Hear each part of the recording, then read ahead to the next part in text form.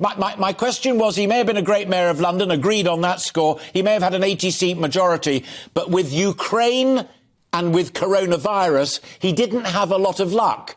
He was somewhat distracted by two big issues, both of which many feel he had a fair crack at.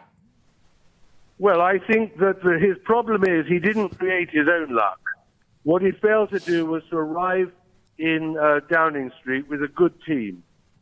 And without a good team, he could do nothing. And he also had, unfortunately, a wife that didn't help him overcome all the hurdles of being Prime Minister. And I think that his appointment and continuation with Dominic Cummings was, in the end, a poisoned chalice.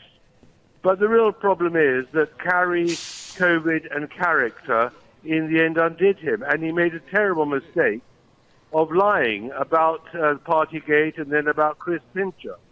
And if he'd had very strong support staff around him, he would have been able to manage the crises.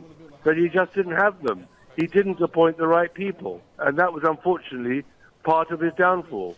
All right, I'm going to say something blunt because we're on air and it's live television, but I'm going to remain neutral on the Carrie issue because she happens to be a friend of mine. But I hear what you say and everyone is entitled to their own opinion. But I'll put something to you, Tom, which is fascinating. Earlier on, I had Freddie Gray from The Spectator and Hamish McRae from the Mail and The Independent on the programme, and they both said his biggest single problem were the bright young things, the masters and mistresses of the universe who surrounded him in Downing Street. It was they as much as anyone or anything that let him down. He may have appointed them, but they were the ones who screwed up more than he himself. Well, I don't agree with that at all. He had to make the appointment, and he should have chosen very serious people. But instead he chose people who were not going to really help him. And unfortunately, he relied too much on Carrie's advice, and that in the end was bad advice. Final point.